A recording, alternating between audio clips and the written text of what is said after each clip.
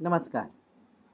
विज्ञान धर्म विश्व मंडळातर्फे नारद भगवान स्तुती स्तोत्रातील शेवटचा म्हणजेच 5वा श्लोक आज प्रसारित होत आहे.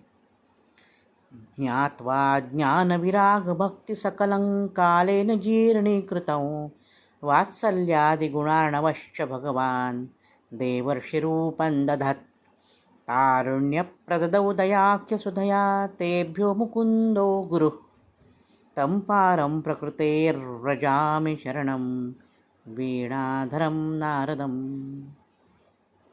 ज्ञात्वा ज्ञानविराग भक्ती सकलम कालेन जीर्णीकृतम. या कलिकाळामुळे ज्ञान, वैराग्य आणि भक्ती क्षीण झालेली असताना साक्षात महाविष्णूंनी, भगवंतांनी, नारायणाने नारदांचा अवतार घेतला आणि अतिशय प्रेमभावनेने, प्रेमपूर्वक त्यांच्याकडे पाहिलं आणि त्यांना पुन्हा तारुण्य प्रददौ दयाख्य सुदया या मुकुंदाने अवतार धारण केला. मुकुंद या शब्दाची व्युत्पत्ती मुकम ददाती ती मुकुंदा.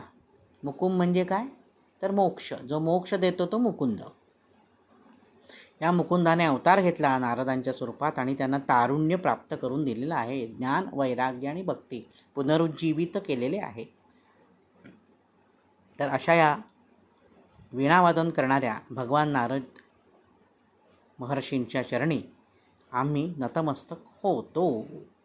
इति श्री निंबार्काचार्य विरचितम श्री नारद भगवान स्तुती समाप्ता. निंबार्काचार्याने लिहिलेली ही नारद भगवान स्तुती आज समाप्त झाली.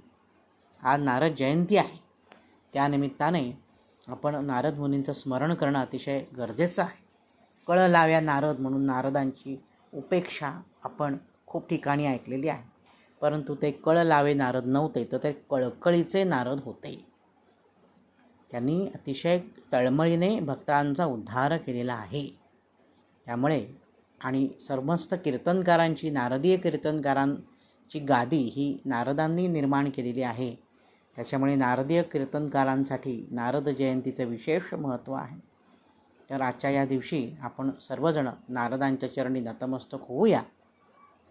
ह्या माझ्या अल्पमतीप्रमाणे या श्लोकाचा अर्थ लावण्याचा मी प्रयत्न केला.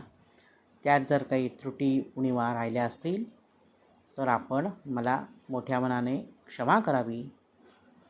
मी आपल्या सर्वांची रजा घेतो आणि ही मालिका आज थांबवतो. शुभम भवतु.